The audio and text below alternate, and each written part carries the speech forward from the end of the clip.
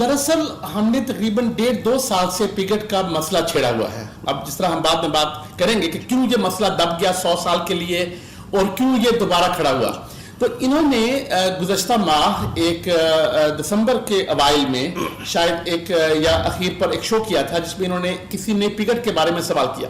جب سے ہم نے پگٹ کا نام اٹھایا ہے قادیانی جماعت میں بہت سارے ان کے فالوورز میں یہ سوال پیدا ہوا ہے کہ یہ ہے کون. ہماری سائٹ پر تقریباً 5000 ہٹس پر ڈے بھی ہو چکی ہیں پگٹ کے مسئلے کے اوپر.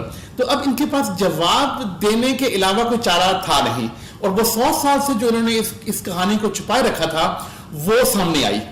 اور وہ سامنے آنے سے ایک جرمنی سے کسی صاحب نے سوال کیا کہ یہ پجٹ کا کیا مسئلہ ہے, پگٹ کی بجائے پجٹ کہا انہوں نے.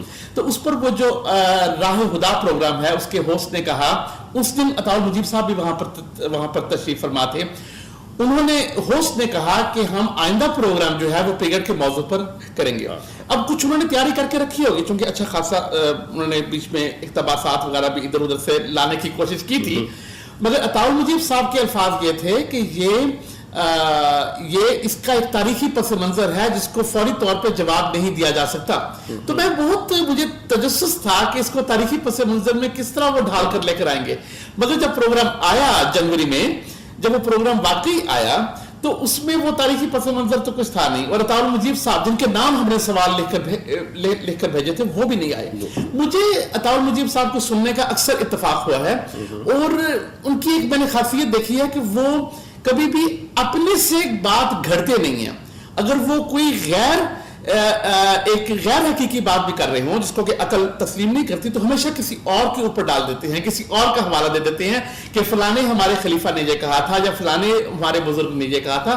اپنے سے گھڑنے کی ان میں عادت تھوڑی کم ہے. میں ان کی ایک تعریف کر رہا ہوں. آپ کا مطلب کہنے کا یہ ہے کہ اس کلٹ کے اندر ابھی کچھ لوگ ایسے باقی ہیں جو جھوٹ سے اعتراض کرتے ہیں, عام تر زیادہ تر جو ہے وہ اس چیز کو بیان کر دیتے ہیں. جو عام قادیانی ہیں وہ تو بیچارے شرفاء شریف لوگ ہیں, ان کے علماء میں بہت کم ایسے لوگ پائے جاتے ہیں جو کہ جھوٹ سے اس طرح اعتراض کرتے. تو اس کے بعد جب ہم نے واقعی پروگرام دیکھا تو اس کے اندر بہت ساری باتیں ایسی تھیں جن کو عقل تسلیم نہیں کرتی, یا جو کہ ڈائیورژن جس کو آپ کہتے ہیں موضوع بدلنے والی تھیں.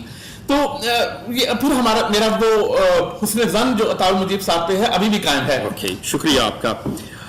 شاید صاحب آپ میں سوال کروں گا کہ ہندی مسیح نے عبداللہ آٹھم کی موت کی پیشگوئی کی, محمدی بیگم سے نکاح کی پیشگوئی کی. اس کے بعد جب یہ واقعات ہو گئے, یوں کہیے کہ بعد از وقوع جو غیر متعلقہ اور غیر منطقی لاف گزاف یہ کلٹ پیش کرتا ہے, اس کے بارے میں آپ کا کیا خیال ہے؟ وہ تو ایک حقیقت ہے کہ یہ مرزا صاحب کی یہ بھی ایک اللہ کی خاص ایک عجیب ایک عجائبات میں سے ہے کہ مرزا صاحب کی کوئی بھی پیشگوئی جس کا 50-50 چانس تھا نا وہ بھی پوری نہیں ہوئی, اور اب وہ بعد از وقوع کہ اس کا جب واقعہ ہو جاتا ہے تو اس کے اوپر کوئی نہ کوئی تعویل مرزا صاحب گھڑ دیا کرتے تھے. مگر اب بات یہ آتی ہے کہ مرزا صاحب کی وفات کے بعد ان کو یہ انہی گھسی پیٹی تعویلات کو دوبارہ ری سائیکل کرنے کی کوشش کرتے ہیں, یہ دوبارہ اپنے سے کوئی تعویل نہیں بنا سکتے.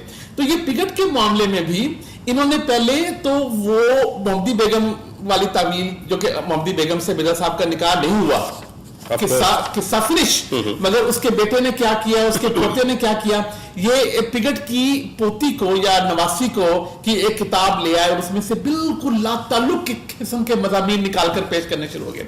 پھر انہوں نے جو ہے یہ کہا کہ مرزا صاحب نے 1907 تک اور 2008 میں ان کی ایک کتاب چھپی ہے, اس میں بھی کہا کہ پگٹ نے توبہ نہیں کی, پگٹ نے توبہ نہیں کی اس لیے وہ رسوا ہوا.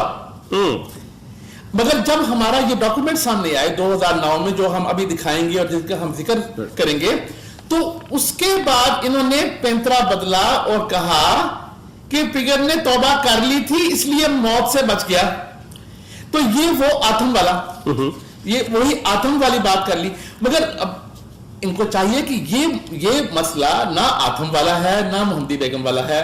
ادھر جو بعد از وقوع کہانیاں لی ان کو ریسائیکل کرنا چھوڑ دیں اور اس کے لیے کوئی اور کہانی نکالیں. شوئی صاحب یہاں پہ آپ کی توجہ اس طرف چاہوں گا کہ مرزا صاحب جو ہمارے ہندی مسیح ہیں ان کے قادیان کے دور کی اخبار ہے بدر جس کا شمارہ 21 نومبر 1902 جس میں ڈائری لکھ رہے ہیں 11 نومبر کی اور عنوان ہے اس کے اندر ایک لندن کا خدا.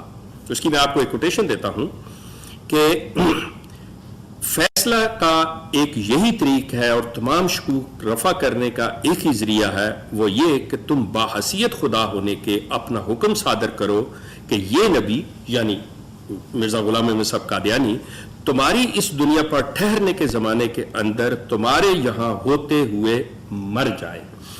اب یہاں پر ہم دیکھ رہے ہیں کہ مرزا صاحب جو ہیں یہ ہندی مسیح جو ہے یہ اس کی موت کی پیشگوئی نہیں کر رہے بلکہ اسے کہہ رہے ہیں اور تسلیم کر رہے ہیں کہ تم خدا ہو اور میرے مرنے کی دعا کرو تم میرے مرنے کا فیصلہ کرو. یہ ان کے دعوے کے جو انہوں نے پیشگوئی کی تھی اس کی موت کی اس کے برخلاف نہیں جاتا. یہ بہت آپ نے جو بات کی نا یہ بہت مزیدار ہے. ستمبر کا واقعہ ہے جس طرح میں نے آپ کو بتایا ستمبر 1902 واقعہ ہے کہ پگٹ نے یسوع مسیح خداوند مسیح ہونے کا دعویٰ کیا اور وہ خبر قادیان پہنچتی پہنچتی تقریباً 1.5 ماہ لگ گیا. نومبر میں یہ خبر وہاں پر پہنچی نومبر کے اوائل میں یا اکتوبر کے اینڈ پر. تو مفتی محمد صادق صاحب نے پگٹ کو ایک خط لکھا ہوا تھا پہلے کا کہ ہمیں اپنے دعویٰ جات کی جو ہے وہ آپ کچھ نوٹس بھیجیں. تو وہ نوٹس ان کے پاس آئے 11 نومبر کو یا 10 نومبر کو انہوں نے پڑھ کر وہ مرزا غلام احمد قادیانی صاحب کے پاس رکھے. اس نومبر تک تو پگٹ کے خلاف یہاں پر احتجاج ہو چکے تھے اور وہ لندن سے باہر سومرسیٹ کی طرف جا چکا تھا اور 11 نومبر کو یہ مرزا صاحب کی بات ہے. مگر چونکہ 1897 میں یا 98 میں حکومت ہند نے مرزا صاحب پر یہ پابندی لگائی ہوئی تھی کہ آپ کسی کی موت کی پیش گوئی نہیں کریں گے آئندہ اس لیے انہوں نے ہند میں بیٹھے ہوئے کسی کی موت کی پیش گوئی نہیں کی قانون سے ڈر کے. مگر یہاں پہ آپ کو روکوں گا یہاں پہ میں آپ کو روکوں گا کہ آپ کہہ رہے ہیں کہ مرزا صاحب کو اس وقت حکومت برطانیہ نے روکا ہوا تھا اور وہ ڈر کے نہیں انہوں نے حکومت ہند نے جو برطانوی تھی. لیکن ہمارے پاس ایک حوالہ ہے 24 نومبر 1902 کا جو انہوں نے ایک پمفلٹ انگریزی میں شائع کیا جس میں یہ لکھتے ہیں The death of Mr. Pigott within my lifetime shall be another sign of my truth. If I died before Mr. Pigott, I am not the true Messiah, nor I am from God. اب اس میں وہ clear cut کر رہے ہیں پہلے پہ وہ اس کو دعوت دے رہے ہیں کہ تم میرے بارے میں یہ کرو. اب اس میں اس کی موت کی پیش گوئی کر رہے ہیں اور آپ کی یہ بات کہ مرزا صاحب ڈرتے تھے تو اس میں تو وہ ڈر نہیں ثابت ہو رہا. یہ وہ انگریزی کا پیمفلٹ ہے جو 100 سال سے ندارت تھا. یہ 2009 میں کے وقت میں تقریباً شاہد کمال جو ہمارے بڑے عزیز ہیں انگلینڈ میں ہوتے ہیں شاہد کمال احمد اور میں کلٹ انفو سائٹ رن کرتے ہیں thecult.info اور ہمیں کہیں سے کچھ دستاویزات اور کچھ پرانی کتابیں مل گئی. یہ بھی اللہ تعالیٰ کا ایک احسان تھا. وہ کتابیں مل گئی اس کے اندر یہ پیمفلٹ تھا اور یہ پیمفلٹ صرف برطانیہ میں چھپا تھا اور اس کے اوپر جلی حروف میں لکھا ہوا تھا for circulation only in UK and America. Choi صاحب اب میں آپ سے ایک سوال کروں گا کہ جب احمدیہ کلٹ نے اس کے اوپر پروگرام کیا پگٹ کے اوپر تو اس پروگرام کے اندر انہوں نے پگٹ کی پوتی کیٹ بارلو اور ایک صاحب نک بیرٹ جو کہ مکانات کے تصویریں اور اس کی فلمیں بناتے ہیں اور اس کے بارے میں بتاتے ہیں ہسٹری کیا ہے اس نے جو عقیدے کے بارے میں بتایا. کیا آپ سمجھتے ہیں کہ عمارتوں کے ذریعے عقیدے جو ہے وہ ڈھونڈے جا سکتے ہیں؟ میں تو چاہتا تھا کہ میں اس پر کامنٹ نہ کروں. آپ یقین کیجئے گا کہ جب وہ نک بیرٹ کو لے کر آئے اور وہ کیٹ بارلو کی کتاب کا حوالہ دیا تو مجھے بے ساختہ ہنسی آ گئی. اس کو نہ پگٹ کا پتہ نہ اس کے کلیم کا پتہ نہ کچھ اور پتہ اور پھر بھی اس کے منہ میں الفاظ دیے گئے کہ اس نے اپنے کلیم سے ہٹ گیا خدا کے کلیم سے ہٹ کر مسیح کا کلیم کر لیا. وہ بیچارہ بھی بار بار اس کو کہا اور وہ یہ کہنے پر مجبور ہو گیا. اور کیٹ بارلو کی کتاب سے بھی کچھ یعنی کہ جو انہوں نے اول تو ان کا موقف ہی دو ہے.